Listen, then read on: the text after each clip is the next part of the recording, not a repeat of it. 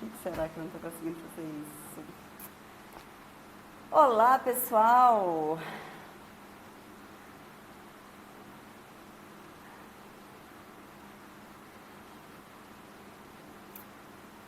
Bom dia, Brasil! Tudo bem, pessoal?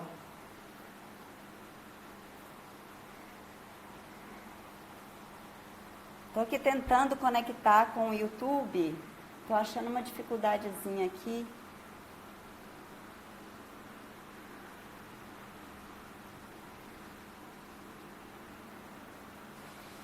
Tudo bem? Bom dia, bom dia.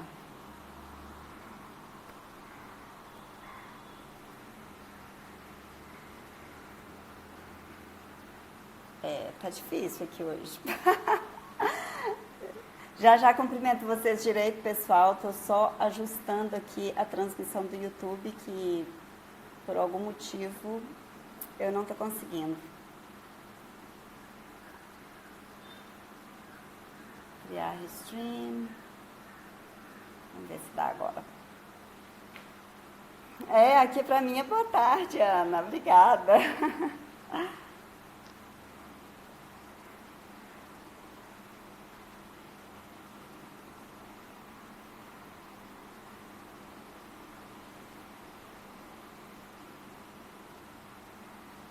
Gente, sinto muito, mas alguma coisa tá me impedindo de fazer essa coisa acontecer aqui no YouTube. Então, vou desistir do YouTube por hoje, viu, meninas? Porque alguma coisa está dando errado. E vamos fazer então no Instagram, né? Instagram facilitando a nossa vida, né? Bom, deixa eu ver. Ei, gente, tudo bem? Jane, Cristina, Rosimeire, Tom, Patrícia, Miriam, Selma, Ana Mafra, Aurelina, Aparecida, Mariana, Zeusa, Patrícia, Aline, Jane, Marcelo, ei Marcelo,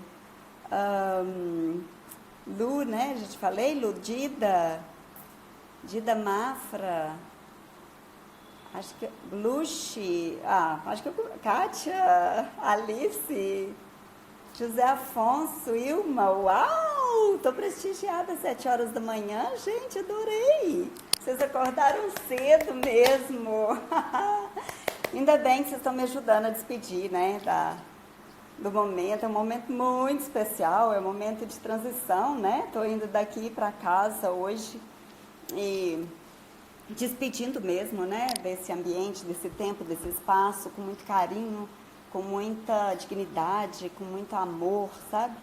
Eu recebi muito aqui e eu trago esse tema para falar do Gandhi, né, com muita responsabilidade, porque para mim ele é um querido, um ídolo, né? E quando a gente vai falar de um ídolo, a gente teme não corresponder à altura que esse ídolo merece, né? Então, eu espero aqui trazer para vocês alguns conceitos que eu concluí a partir desse estudo, né? Para que a gente possa aplicar isso na nossa vida do dia a dia, né? Porque essa é a intenção de a gente estudar muito um assunto. A gente estuda muito um assunto para a gente torná-lo prático e acessível para a nossa vida de cada dia. Não é assim? Que bom que vocês estão aqui comigo, gente. Obrigada. Obrigada demais. Eu, para variar, vim com o meu vestido de sempre, né? O vestido que aguenta o calor. O calor da Índia nessa época. Então, não reparem nisso. Mas as minhas malas já estão prontas, já está tudo organizado. Daqui a pouco aeroporto e Holanda, depois São Paulo e depois Brasília. Arinos, uau! Me disseram que aí tá frio mesmo, Aparecida. Aqui não tá não, mas estou preparada também. Estou preparada para o friozinho daí. Finalmente, né, Marcelo? Bom demais a gente sair, fazer o que a gente vai fazer, mas é bom demais a gente voltar para casa. Ainda mais nesse momento, né? nessa pandemia, eu realmente estava sem perspectiva de voltar, e essa oportunidade, ela é maravilhosa para mim. E eu agradeço demais a Luciane, minha irmã querida, que está aqui na live agora, que vai me receber lá em Arinos. Eu falei para ela que eu quero passar um mês sem cozinhar, de tanta comida que eu cozinhei aqui, eu tô querendo folga de cozinha, né? Mas só de ver a alegria dela, né? A alegria das pessoas, do papai, das pessoas que vão me ciceronar, me receber, eu fico muito feliz de poder, né, tá voltando. Gente, vamos conversar? Porque eu sei que daqui a pouco vocês têm que fazer outras coisas e eu não quero que vocês percam essa conversa, não. Quero que vocês me ajudem aqui, vamos aprender juntas, né? A gente não sonha um sonho do nada. Quer saber? A gente não sonha um sonho do nada. Todas as vezes que a gente começa a imaginar uma renovação para a nossa vida, uma criação, uma perspectiva nova, existe uma sementinha que cresceu lá dentro de nós por algum motivo. O motivo inicial, a faísca, sabe? Ou a gota d'água, ou aquele movimento primeiro que fez com que Gandhi saísse do seu lugar comum, de um advogado que estava começando o seu trabalho lá na África do Sul, né? O que fez ele sair do lugar foi que um dia ele estava viajando de trem pela África do Sul, um país que tinha uma discriminação racial muito intensa. Eu estou falando tinha porque hoje eu tenho o Caio aqui pertinho de mim, né? Que é sul-africano e que me dá todas as informações atuais da África do Sul. E eu procuro sempre perguntar para ele, quando eu estou preparando alguma coisa, para ele me contar. E ele me disse isso, que a história mais famosa que existe do Gandhi, lá na África do Sul, é de que num dado momento ele estava viajando de trem, e existia na África do Sul, e depois, se vocês não sabem disso, quiserem procurar na internet, tem muita informação, divisões para negros e para brancos. Então, pessoas que eram hindus, muçulmanas ou pessoas negras eram consideradas pessoas que não tinham direito a certas coisas que os brancos tinham. Então, tinha os vagões específicos para os brancos e os vagões específicos para os negros. Tinha o lugar de tomar água que era dos brancos, o lugar de tomar água que eram dos negros, e assim por diante. Tinha lugares na África do Sul, segundo Kyle, minha informação mais quente, né, que não era uma área restrita em que negros não podiam entrar, ou se eles entrassem, eles tinham que apresentar credenciais, motivo, porquê, mais ou menos igual eu estou fazendo agora para voltar para casa, sabe? Que eu tenho que apresentar... Vocês estão me ouvindo bem, gente? Esqueci de colocar o microfone aqui pertinho. Eu tenho que apresentar documentos para poder andar na Índia à noite, para poder sair daqui da casa e ir até o aeroporto. Então, essas credenciais aconteciam por causa dessa diferença entre as raças, né? Considera a raça branca, né? No regime que era em vigor na África do Sul, logo após a Segunda Guerra, na África do Sul cresceu um movimento nazista lá. E esse movimento é que fazia com que essa separação fosse tão clara e tão específica, tá bem? Então, ele estava lá no vagão, um advogado, né, uma pessoa de respeito, que tinha um lugar na sociedade sul-africana. Ele foi, então, retirado, assim, à força do vagão, que era destinado aos brancos. E aquilo fez ele colocar uma pulguinha, né, atrás da orelha dele, tipo assim, né? Exatamente, o apartheid, Jane. E aí fez ele, sabe, inquietou o Gandhi, que ele começou a pensar naquilo que ele tinha vivido, mas não só naquilo que ele vivia, mas naquilo que todas as pessoas, nas mesmas condições que ele, estavam vivendo, né? Então isso ampliou o olhar dele e ele olhou para essa história toda com essa visão social e por isso ele teve a expressão que ele teve, né? Então, Mohandas Karamchand Gandhi nasceu em 2 de outubro de 1869. Ele era da casta dos comerciantes. E ele foi criado numa crença em relação ao Deus Vishnu. E esse Deus Vishnu tinha um preceito, que era o preceito da não violência. Então aí a gente já vai entendendo o que aconteceu, né, para o Gandhi fazer o tipo de movimento que ele fez, tá bom? Tá bom? A gente vai construindo isso assim. Sim, ouvindo bem, joia. Ele se casou aos 13 anos de idade, né, como era de costume aqui, num casamento arranjado, e ele vivia então na Índia na época do domínio britânico. E ele foi então, quando ele teve a idade para estudar fora, ele foi para Inglaterra fazer o curso de Direito. Foi apoiado pela família dele e ele foi fazer o curso de Direito. Ele fez o curso de Direito e sobre isso tem um monte de história. Eu já li a autobiografia do Gandhi, é maravilhosa, recomendo para quem quiser se divertir com essas informações. E ele voltou para a Índia com 22 anos, né? E quando ele chegou, né, ele passou 2 anos aqui, muitos acontecimentos, inclusive a morte da mãe dele. E ele não estava se ajustando para poder se colocar como advogado. Ele recebe então um convite para ir para a África do Sul. E ele vai com a família, né? Ele já tinha os 2 filhos dele, mais a esposa. Eles vão então para a África do Sul, para começar uma vida totalmente do zero, né? Existem várias histórias, né? Tem trocentas histórias para contar sobre isso. Mas o primeiro movimento desses 4, que eu chamei 4 movimentos, né, em direção ao sonho, ao grande sonho do Gandhi, foi assim que eu dei o título para essa aula.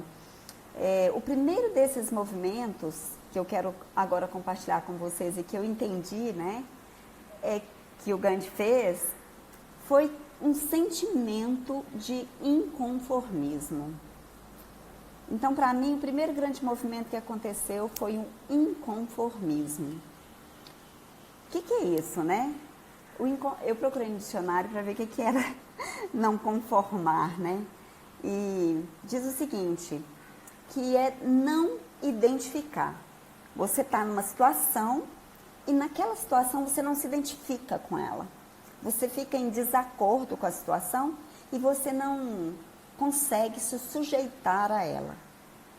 E foi isso que fez, né, o Gandhi despertar para essa consciência social, porque aquilo não coube nos valores dele, não coube na forma de perceber ou de construir essa vida que ele queria construir na África do Sul.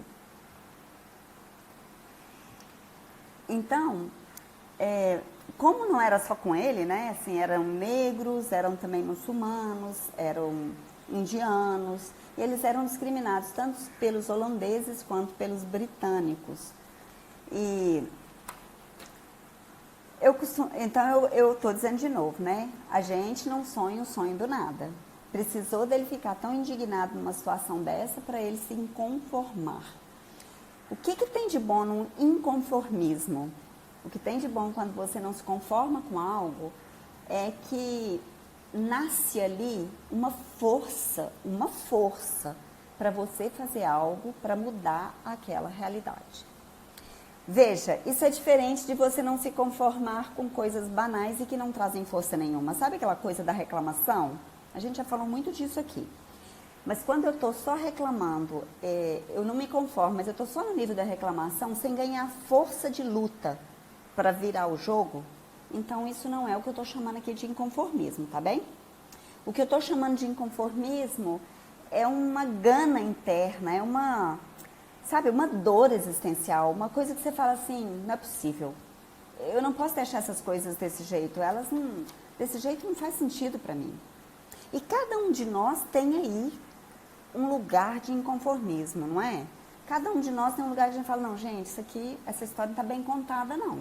Deixa eu ver como é que eu posso fazer para modificar essa realidade, não é? Pronto. O segundo movimento que eu acho que o Gandhi fez Aqui tudo do meu achômetro, tá, pessoal? Mas talvez isso faça sentido aí para sua vida de todo dia. E é isso que eu quero conseguir hoje. Fazer sentido para o seu dia a dia em face do coronavírus, de ter que ficar mais tempo em casa, mais tempo recluso e tudo, tá? Para mim, o segundo movimento que ele fez foi o da obediência. Uau! Que interessante, né? Porque parece que inconformismo é o oposto de obediência. E é sim. Mas aqui, quando ele vai para uma certa obediência, que é uma certa conformidade, ele faz diferença. Porque ele vai para uma relação de conformidade com quem? Consigo mesmo, com a sua cultura e com seus valores. Olha que interessante. Quando eu estou de acordo com os meus valores, imagina, ele nasceu numa família que tinha como Deus, né, a deidade Vishnu, que era completamente a favor da não violência. Se ele entra no inconformismo violento, ele se choca. Por quê? Porque ele vai contra quem ele é, contra a própria cultura. E aí, toda a indignação perde força e ele não tem sustento para seguir o caminho dele de realização do sonho que era tornar todas as pessoas iguais perante a sociedade, perante direitos iguais para todas as pessoas, não é? Então, aqui eu me lembro da história que eu li na autobiografia dele sobre o uso da carne. Ele conta assim, que quando ele era criança, eles eram de uma família vegetariana, que a gente fala de veg, né? Ele era de uma família vegetariana, mas, como qualquer criança traquina, né? Ele também comeu carne escondido na infância dele. E quando ele foi apoiado para estudar direito em Londres, ele quis ir mesmo, a mãe dele resistiu, dizendo para ele assim, não, você não vai não, porque lá você vai se perder, você vai começar a beber álcool, beber bebida alcoólica e vai começar a comer carne. E eu não quero isso para você, não quero isso para a nossa família, para o nosso sistema, de jeito nenhum. E ele então prometeu para a mãe dele que ele jamais comeria carne, que ele jamais beberia álcool, bebida alcoólica. E ele conta que até então ele nunca tinha feito essa promessa para a mãe dele, então quando ele era criança e comeu carne escondido, aquilo para ele era uma diversão, era nada muito sério. Mas agora aquilo ficou sério demais, porque ele tinha feito uma promessa direta para a mãe dele. Então, nesse sentido, ele ganha uma força para dar conta de ser vegetariano num país que não era vegetariano. E aí lá ele começa movimentos já, né, em favor do vegetarianismo, porque ele perdia muito peso, ele já era muito magrinho, né, ele perdia muito peso porque ele comia muito mal.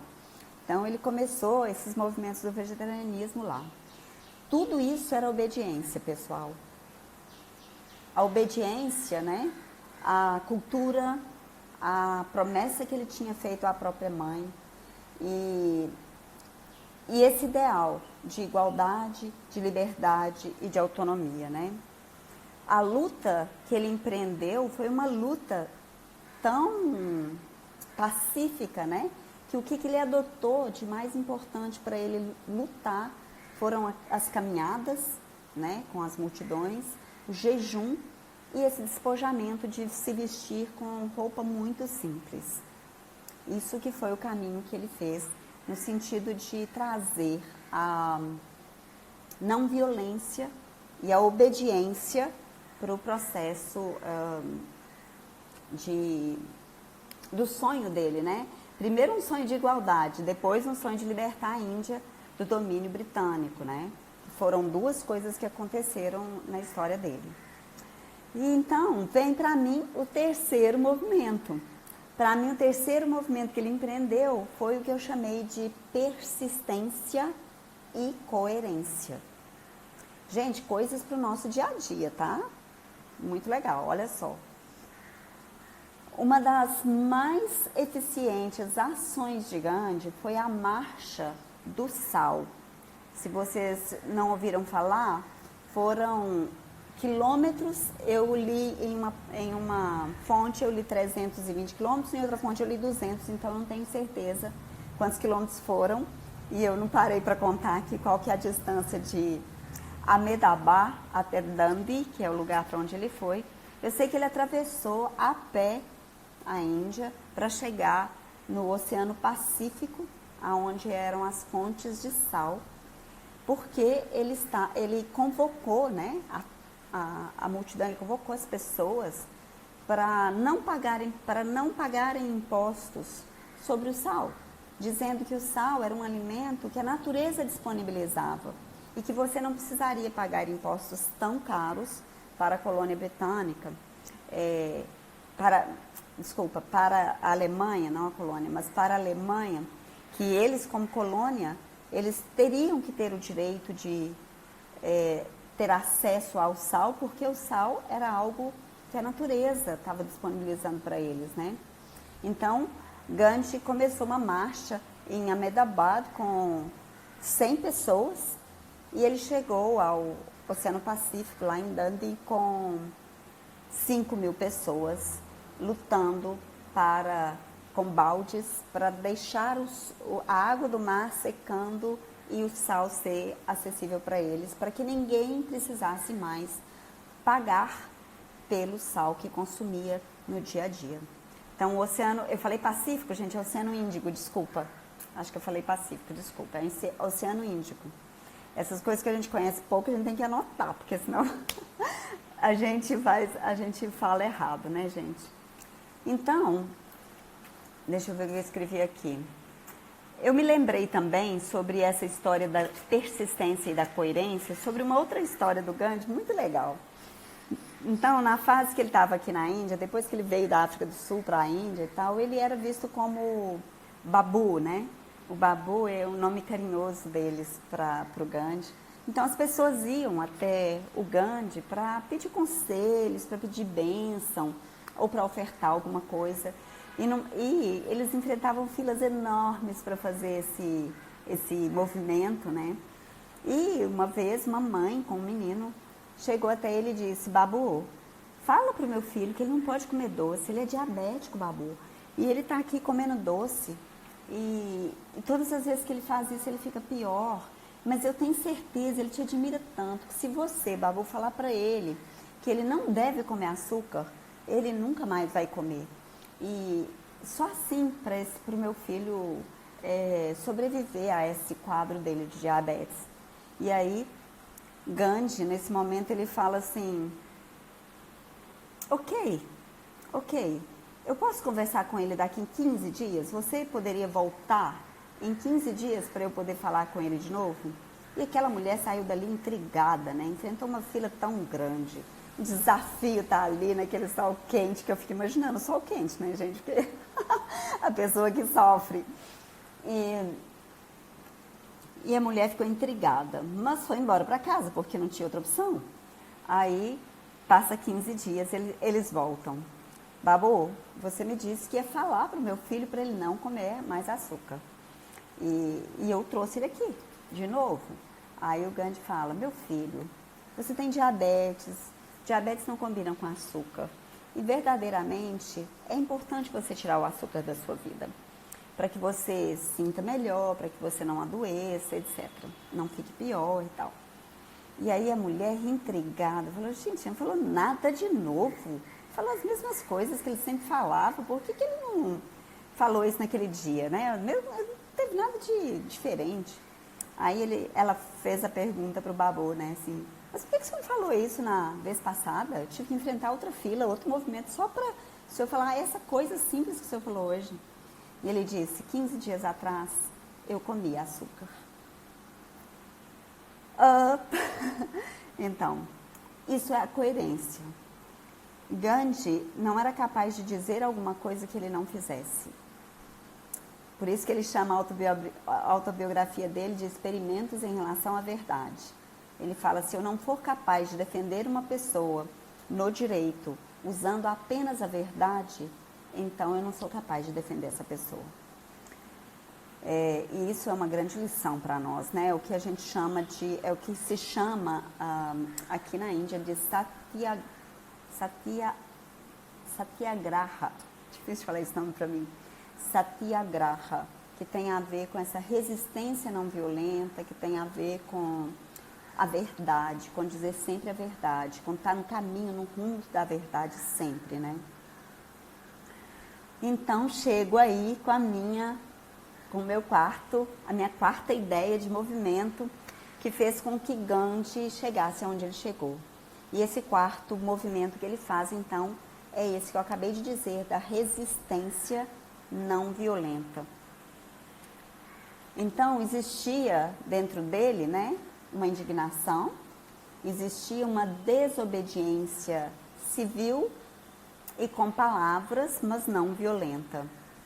Então, esse movimento, para ele, era a única forma, era o único caminho possível para a conquista da igualdade.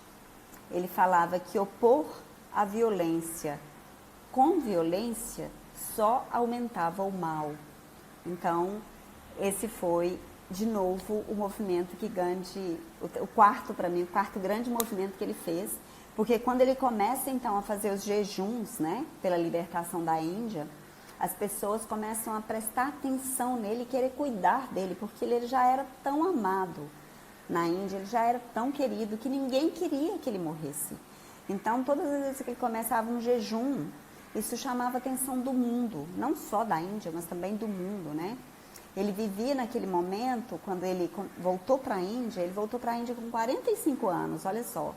E quando ele voltou, ele começou a fazer parte de um partido, naquela época se chamava Movimento Nacionalista do Partido do Congresso Nacional Indiano. Tem que ler, gente, essas coisas eu não memorizo. Tem um colinho aqui. Então ele, junto com o amigo dele, Nehru, eles começaram essa luta pela independência total da Índia. O objetivo era trazer a Índia para uma condição de democracia, de igualdade política para todas as raças, para todas as religiões, para todas as classes. A gente sabe muito bem que não é o primeiro nessa história da Índia a lutar por igualdade, né? Lá na época de 1600 a gente já tinha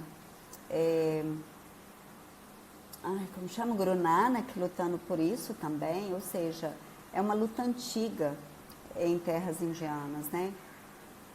Então, essas marchas, né, essa conversa, essa fala, esse discurso não violento e também incitando as pessoas a desobedecerem, mas não se enfrentarem, não se encolarizarem, não entrarem no ódio pelo ódio, é o que ele fez de mais maravilhoso.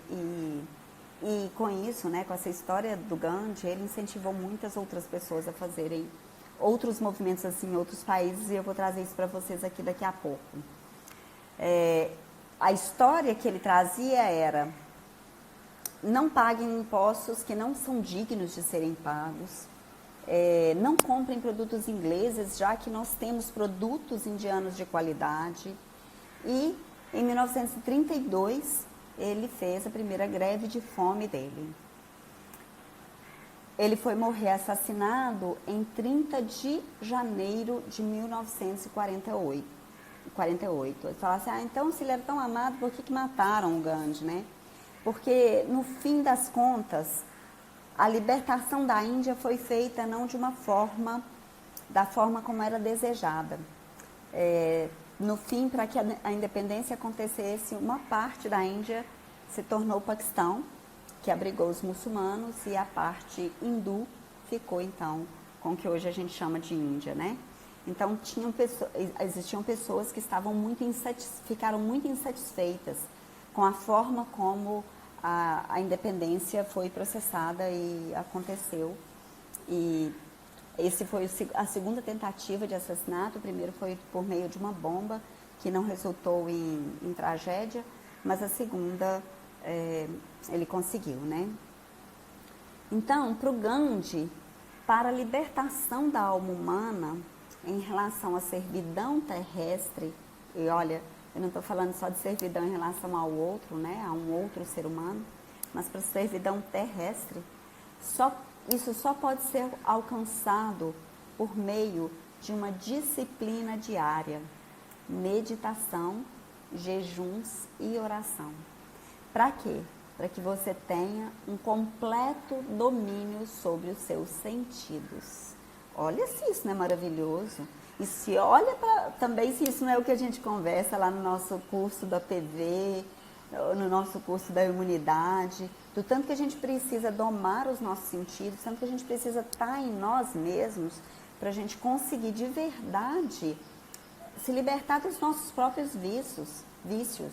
Gente, eu estava pensando enquanto eu estudava que, olha, no tempo do Gandhi, ele estava lutando por uma igualdade econômica, política, democrática e tudo, autonomia, que nós ainda lutamos.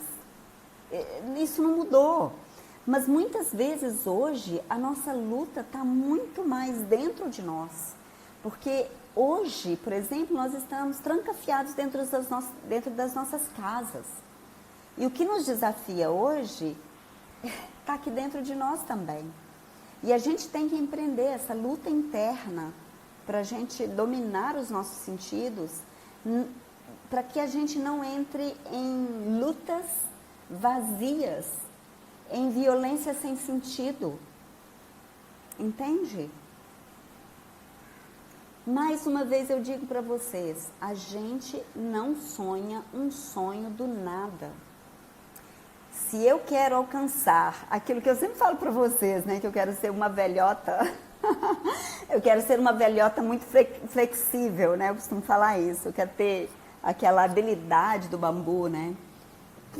Para eu chegar lá, eu preciso ter a disciplina de treinar todo dia. Eu preciso realmente de treinar todos os dias. E todos os dias eu faço uns malabarismos aqui para eu ficar flexível. Então, a gente não sonha um sonho do nada. A gente tem alguma coisa que faz a gente ir naquele caminho, né? A Jane está me completando aqui que os milhões de Sikhs foram exterminados na entrega da região ao Paquistão. Um dos maiores genocídios da Índia. É verdade. Isso mesmo, Jane. E isso causou muita perturbação, né? Para muitas pessoas, muitas insatisfações também, né? Então, gente, Gandhi, com essa história toda, eu já estou quase terminando para a gente poder ir para as perguntas de vocês. Se vocês tiverem perguntas, coloquem aqui para mim na nossa caixinha de perguntas, na interrogação aí do lado dos comentários, tá? Por favor, para eu me lembrar disso. E aí, o que eu estava falando para vocês, né? É que o Gandhi, com tudo isso, ele se tornou referência para muitos outros movimentos pacifistas mundiais. Então, um deles, né, é Nelson Mandela. Nelson Mandela foi o primeiro presidente negro da África do Sul. E ele passou 27 anos na prisão. Ele também era advogado. E ele também lutou, imagina, 27 anos preso político, ele tinha tudo para sair de lá, de mal do mundo, né? Ele tinha tudo para sair de lá querendo justiça. No entanto, ele lutou por liberdade, por justiça, por democracia, e ele ganhou o Prêmio Nobel da Paz em 1993. Claro que do governo dele, e aí o Caio, né, meu colega, hoje me contou esses detalhes, que do governo dele para cá, muitas coisas mudaram na África do Sul, muito mais igualdade, né, muito mais, não existe mais essa segregação de aqui é para brancos, aqui é para negros, isso mudou completamente. Mandela é o meu maior ídolo, olha que lindo, Jane. Então, e ele é esse símbolo, né, não só de luta, mas também um símbolo de paz. Para a política em geral. E outro cara que representa muito essa história da luta não armada e da luta contra a segregação racial é Martin Luther King, né? Martin Luther King, que foi um pastor protestante nos Estados Unidos e foi um líder, né, de movimento desse movimento de libertação dessa segregação racial, né? E ele era conhecido por aquele famoso discurso, eu tenho um sonho, né? E para ele era não só importante, mas necessária a coexistência harmoniosa, a união entre negros e brancos. Ele falava que no futuro isso ia ser essencial, né? E também para que a sociedade negra tivesse um futuro mais justo do que aquela que existia no seu tempo, né? E aí eu anotei uma frase que eu li lá no discurso dele que me chamou muita atenção porque dá para a gente correlacionar com o nosso trabalho dentro da saúde. Olha que legal. Ele fala, no discurso dele tem uma parte que ele fala assim, não é hora de dar-se ao luxo de esfriar os ânimos ou tomar a droga tranquilizante do gradualismo. Ai, gente, eu vi vocês, né, assim, tomando... Eu sou muito literal, né, gente? Aí eu vi vocês tomando drogas para apaziguar os desafios do momento, sendo que, na verdade, tudo que a gente precisa é encarar a nossa realidade de forma disciplinária, meditativa, usando jejuns, usando oração, essa coisa que a gente fala aqui no nosso trabalho, né? Que sem isso a gente vai ficar sempre refém de alguma coisa ou de alguém. Ou eu vou ficar refém do meu alimento, do meu cafezinho, da minha carninha, do meu doce, ou eu vou ficar refém de uma pessoa, porque essa pessoa tem que me dar atenção, ela tem que me dar carinho, ela não pode me fazer assim comigo, ela tem que me respeitar. Ou eu vou ficar refém de uma circunstância, ao coronavírus, ao governo, vocês entendem? Essa libertação interna, nós precisamos fazer todo dia esse exercício. E cada um de nós sabe aonde o calo aperta, entende? E aonde a gente precisa mexer sair do conformismo, né? E fazer esse primeiro movimento que o Gandhi fez, do inconformismo, para a gente poder passar, então, para a obediência à nossa cultura, aos nossos valores internos, para persistência e coerência com isso tudo, para em seguida a gente criar um movimento de resistência não violenta nas nossas vidas, tá certo? Então, a história, quando a gente vai se movimentar na vida, e eu estou falando aqui não de uma causa externa, tá? Eu estou falando de uma causa interna mesmo. Se a minha causa, gente, é só tirar o vício do cigarro, e eu estou falando só porque não é comigo, né? Porque se fosse comigo, eu falaria assim, gente do céu, como é que eu paro de fumar, né? Porque não é fácil. Quando a gente tem um vício instalado, e ele pode ser qualquer um, não é fácil lidar com ele. Mas quando a gente entra no processo de, como diz o Gandhi, né? Disciplina diária, meditação, jejuns e oração. Jejuns, eu estou chamando de alimentação, eu na minha prática chamo de alimentação de qualidade. Um alimento que te traz mais força do que te tira forças, tá? É disso que eu estou falando. E a ideia é a gente, então, nesse caminho, conduzir a nossa luta, né, nas palavras do Martin Luther King, sempre no alto plano da dignidade e da disciplina. Mais uma vez, dignidade e disciplina.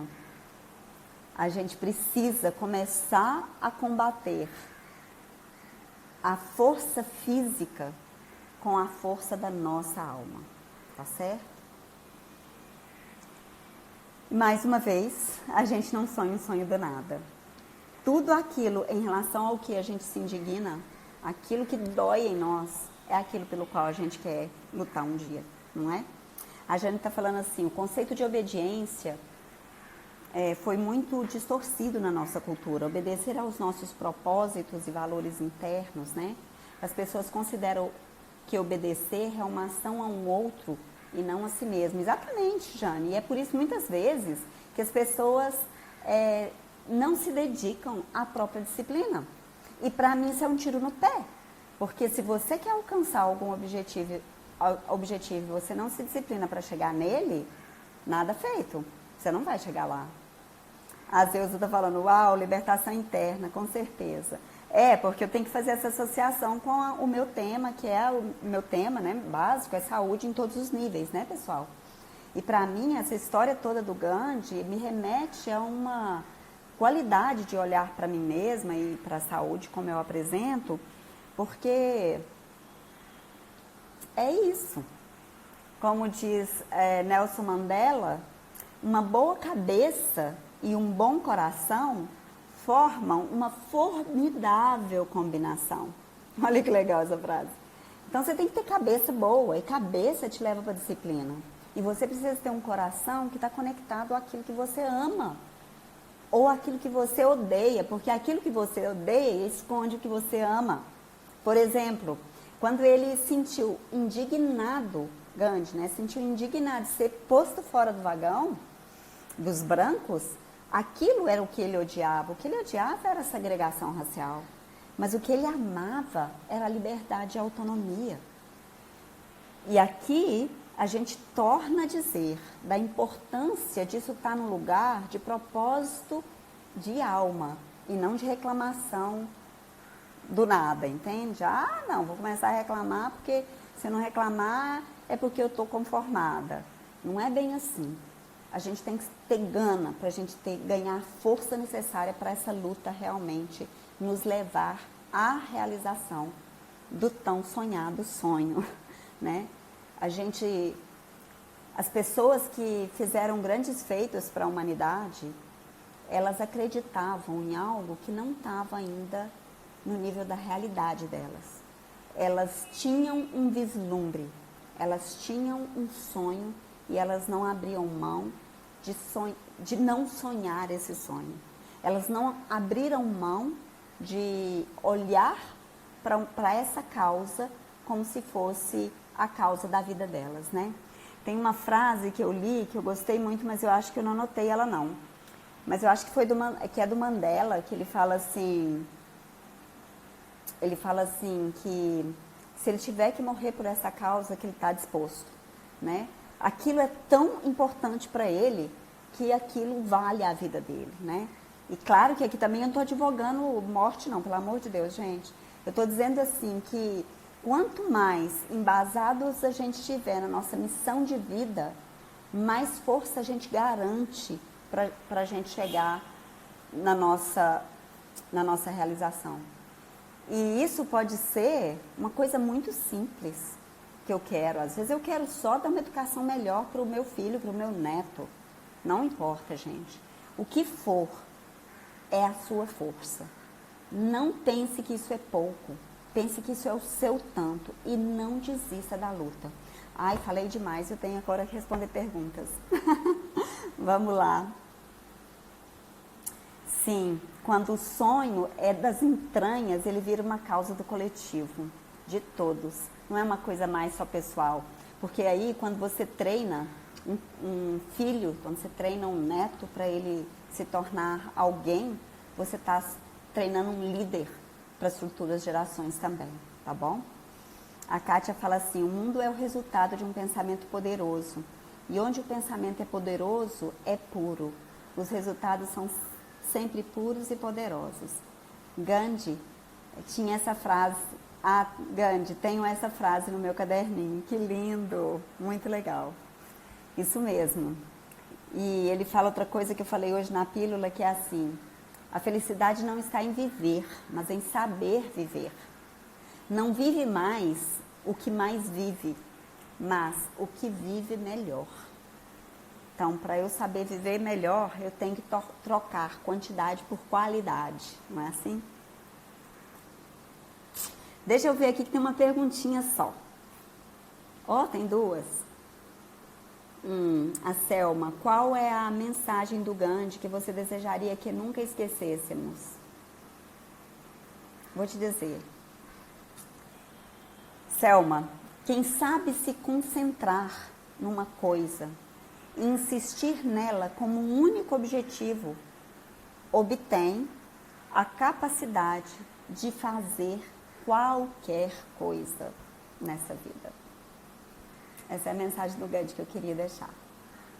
Obrigada por essa pergunta. Tem mais uma pergunta aqui. Sandrinha, a pessoa que sai do vitimismo ganha força. Na verdade, não é uma pergunta, é uma afirmação, né? Sim. No vitimismo, a gente continua violento, né? Porque no vitimismo a gente está sempre fora da gente. E a gente está sempre acusando e colocando o problema fora de nós. A gente está sempre fugindo da nossa própria força. E a nossa própria força começa quando nós assumimos a nossa fraqueza junto com a nossa grandeza. Porque essas coisas vão estar sempre juntas. Lembra das polaridades? Nós vivemos um mundo de polaridades, nós somos seres humanos polarizados e a gente vai estar o tempo todo tentando ajustar essa balança, né? Quando a gente consegue olhar para as nossas fraquezas e rir delas, quando a gente consegue dar risada das nossas fraquezas, aí sim a gente reconhece a nossa força e a gente não depende de nenhuma aprovação externa para a gente seguir no nosso caminho. A Rúbia está falando, doutora, a disciplina na nossa vida é muito importante. Sim, Rúbia, importante demais. Um gigante para a gente realmente sair do lugar, sabe? Ir aonde a gente quer. Imagina nesse momento, gente, eu fico refletindo sobre essas coisas, né? Nem sempre eu falo porque tem umas coisas que eu nem sei falar direito, né? Que não é da minha linha de estudo, mas eu penso assim, imagina hoje, tudo que eu pesquiso na internet, todos os sites que eu vejo, é sabido. Todo mundo sabe o que eu estou fazendo. Todas as coisas que eu falo aqui, elas estão gravadas para sempre, entende? A gente está vivendo um tempo que a comunicação ela é tão, eu vou falar entre aspas, violenta, mas ela é tão expressiva que hoje em dia você não tem mais chance de não se comprometer. Porque o compromisso hoje, ele é o primeiro degrau para que você vá para aquele lugar de conseguir as características que você precisa para ser a pessoa que você quer, para ter a felicidade que você almeja, entende? Então, assim, ou você se compromete, pessoal, ou nada. Então, eu estou aqui pensando nas minhas alunas, né, querendo ajudar vocês com as redes sociais também. Porque nesse momento, nós estamos precisando demais das redes sociais. Olha que momento interessante, imagina se a gente não tivesse essa liberdade de comunicação que a gente está tendo nesse momento em que a gente está confinado. Olha que como que a natureza é perfeita. É lindo isso, né?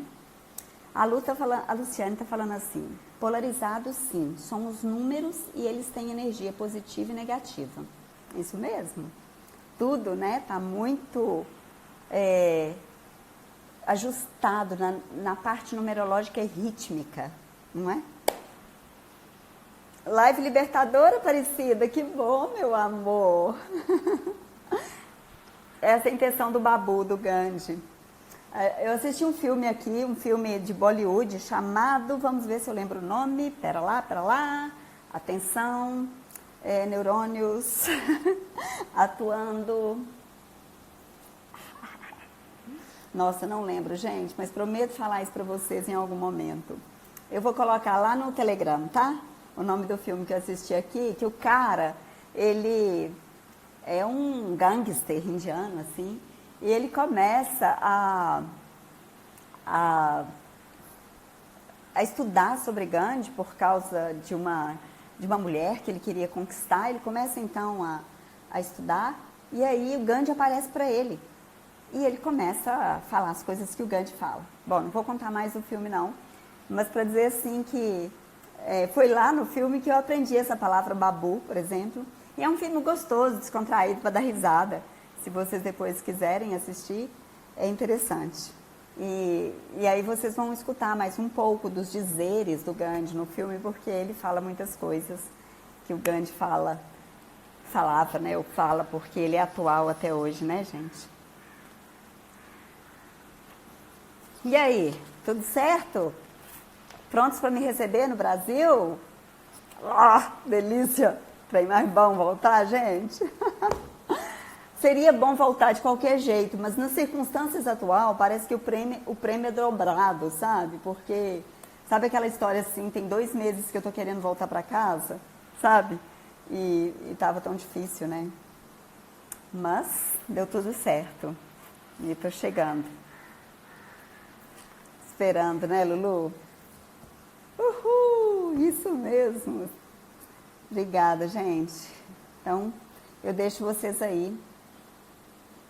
Eu chego primeiro em São Paulo, depois eu vou para Brasília e de Brasília eu vou para Arinos, para a terra onde a minha irmã mora, para ficar lá com a minha família que a junta mais facilmente lá, né? E depois que eu fizer a minha quarentena, vou cuidar para não transmitir nenhum coronavírus para ninguém, né? Vou cuidar disso bem cuidado. E depois, na sequência, eu vou para Belo Horizonte fazer ajustes e depois a gente segue outros caminhos que a vida mandar, tá bom? Vamos fazer uma foto? Aguenta aí, Mariana, uma foto. Vamos tirar o óculos? Uma foto aos moldes indianos. Aqui fazer isso é muito comum, então...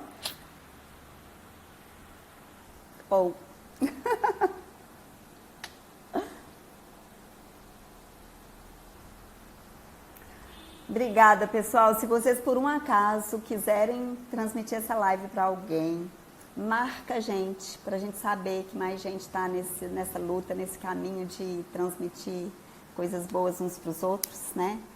Compartilha, curte, ajuda a gente aí nesse caminho de crescer uma sociedade mais justa a partir da justiça que a gente está fazendo com a gente mesmo, da disciplina que a gente está empreendendo para nós mesmos, por meio, né, da nossa meditação, das nossas orações, da nossa contemplação, né? E a gente sabe que quanto mais a gente se dedica a nós mesmos, mais a gente espalha qualidade à nossa volta. Aí uma tá falando, volte logo. E a Selma tá dizendo assim, deixa eu ver, tem uma fala da Selma aqui. Fechou mesmo, doutora Elaine, com chave de ouro. Gente, essa é a minha despedida. Honrada, né? Por falar de um mestre tão maravilhoso como Mahatma Gandhi. Lembrando que Mahatma significa grande alma, né? É um codinome que ele recebeu. E por causa de ser realmente essa grande alma nesse plano, nessa terra. E a gente precisa ir se inspirando, né? Nessas grandes almas para a gente descobrir a grandiosidade da nossa, não é? Isso aí. Obrigada, Aparecida. Ela falou que tem aprendido muito comigo. Tá ótimo, ótimo. Deixa eu ver o que a Zeusa falou. Deus abençoe sua vida, bênçãos infinitas, luz, paz e bem. Gratidão sempre, querida mestra. Obrigada, Zeusa. Que ótimo.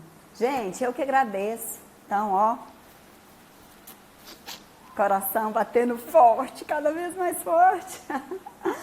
E em breve a gente vai estar podendo ficar livre do corona e a gente vai poder ficar mais junto e vai ser ainda melhor, tá bom? Ó,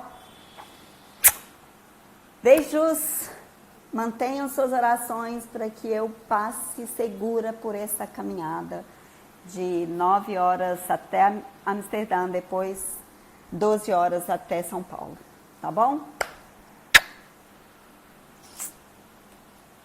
Amo vocês, obrigada, obrigada demais.